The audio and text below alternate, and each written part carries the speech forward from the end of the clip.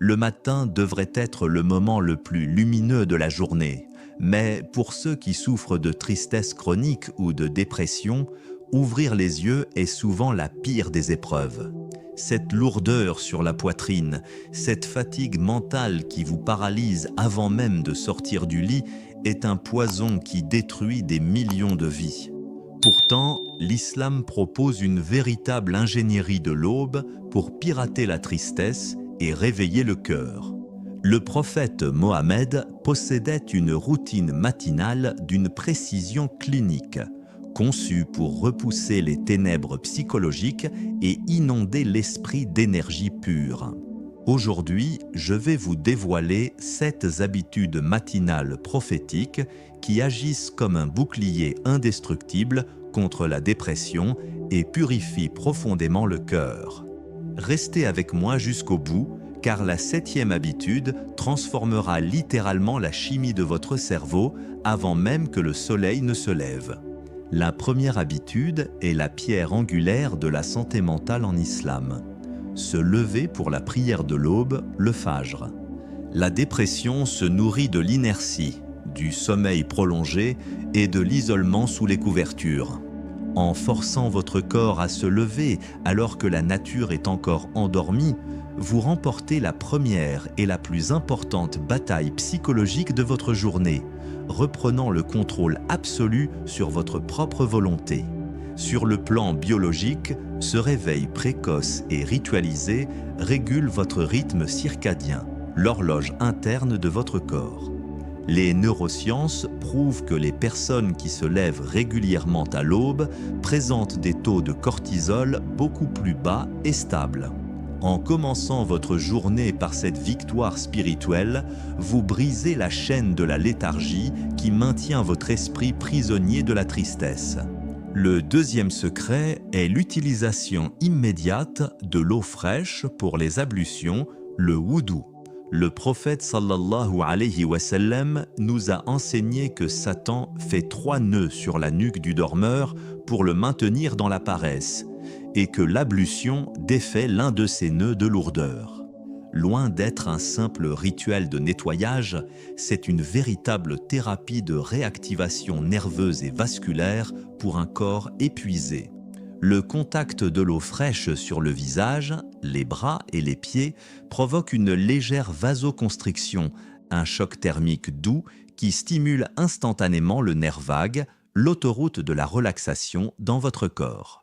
Cette action dissipe le brouillard cérébral matinal, efface les résidus des angoisses nocturnes et envoie un signal d'éveil clair, net et purificateur à votre cerveau. La troisième habitude, souvent sous-estimée, est l'utilisation vigoureuse du siwak dès le réveil. Le messager d'Allah, sallallahu alayhi wa sallam, ne se levait jamais de son lit sans purifier sa bouche avec cette petite branche naturelle. Au-delà de l'hygiène dentaire, le frottement du siwak stimule des terminaisons nerveuses spécifiques dans la bouche et les gencives, qui sont directement connectées au centre d'éveil du cerveau. Médicalement, une bouche purifiée empêche les bactéries nocturnes de migrer vers le système digestif et sanguin, ce qui réduit une inflammation globale du corps, une cause connue de la dépression chronique. Spirituellement, purifier la voie par laquelle vous allez prononcer le nom d'Allah et lire le Coran apporte une lumière immédiate au cœur, chassant instantanément les pensées sombres.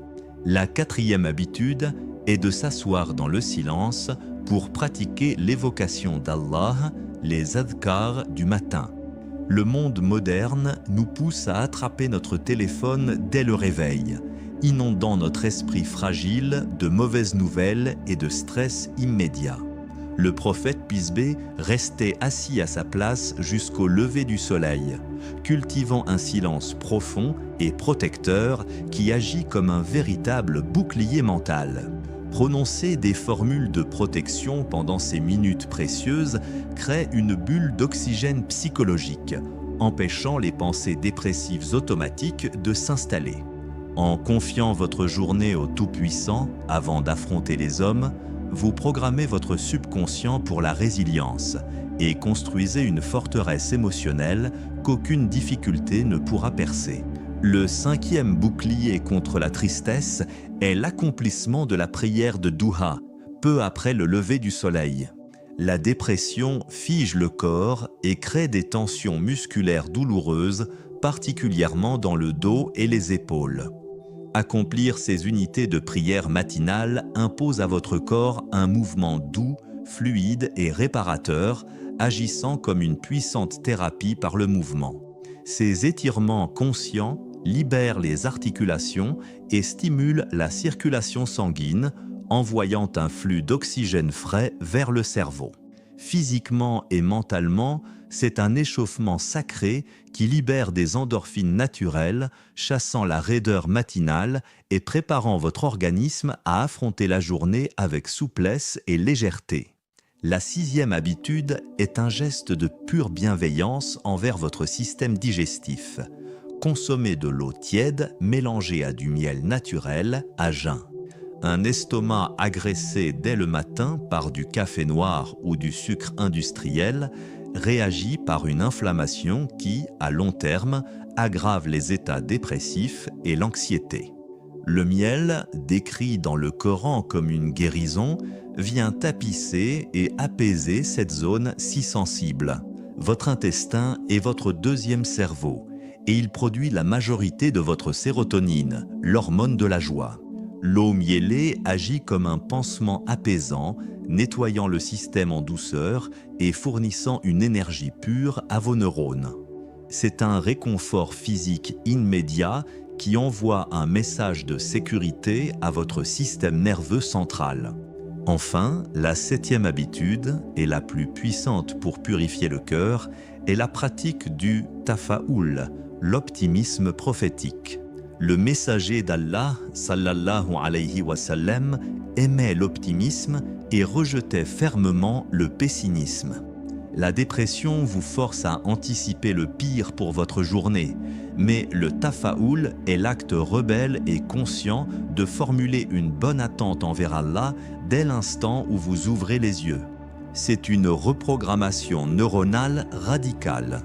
Au lieu de subir l'angoisse de la journée, vous forcez votre cerveau à chercher des solutions et des moments de grâce, vous ancrant dans la certitude que Dieu vous accompagne.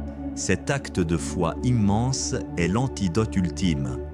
Un cœur qui espère le bien de son Créateur ne peut jamais rester prisonnier de l'obscurité et de la tristesse. Sortir de la tristesse est un combat de chaque instant. Et chaque petit geste matinal de la Sunna est une victoire vers la lumière. En intégrant ces 7 habitudes, vous construisez une armure spirituelle et physique pour votre cœur.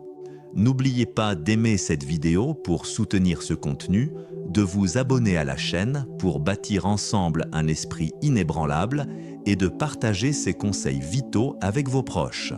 Que la paix, l'espoir et la miséricorde d'Allah inondent vos matinées.